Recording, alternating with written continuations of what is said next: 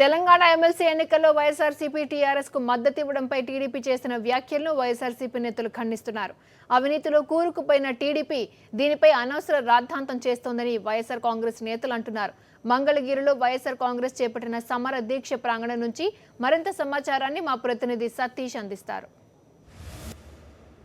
హ్యాండెడ్గా ఎమ్మెల్యేను కొంటూ దొరికిపోయిన రేవంత్ రెడ్డి వ్యవహారంతో ఇరకాటలు పడ్డ టీడీపీ ఇవాళ కొత్త నినాదాలను అందుకుంటుంది.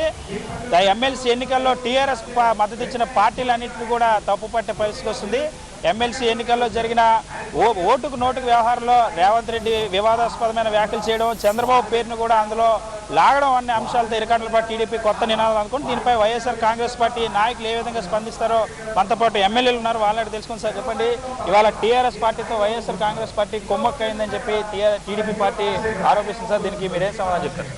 కుమ్మక్క అనేది కాదు, కానీ ప్రజాస్వామ్యంలో ఏ పార్టీకి ఏ పార్టీ అయినా మద్దతు ఇచ్చే అవకాశం ఉంది. దాని ప్రకారం ఇచ్చి ఉండవచ్చు. దాంట్లో పెద్ద ఇబ్బంది కార్యక్రమం కాదు.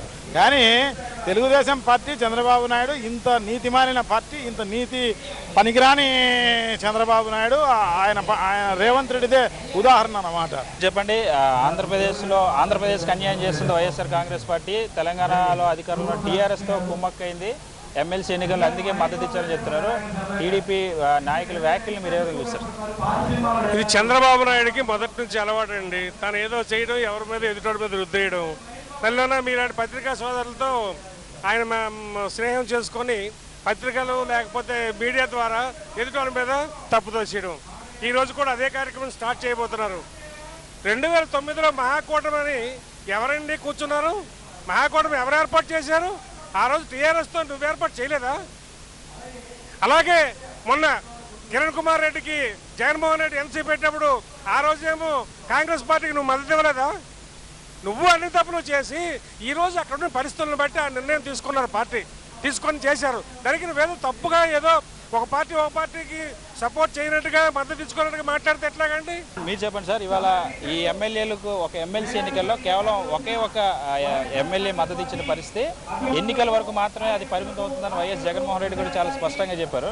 కానీ ఇవాళ టీడీపీ నాయకులు మాత్రం మీరు టీఆర్ఎస్తో కుమ్మక్కయ్యారు, ఆంధ్రప్రదేశ్కి అన్యాయం చేస్తున్నారని అంటున్నారు. దీన్ని మీరు ఏ విధంగా చూస్తారు సార్? అదే ఇప్పుడు అందరు చెప్పినట్టుగా చంద్రబాబు నైజం ఎలాంటిదంటే అతను తప్పు చేసి ఇతర మీద నట్టే నైజం అతంది.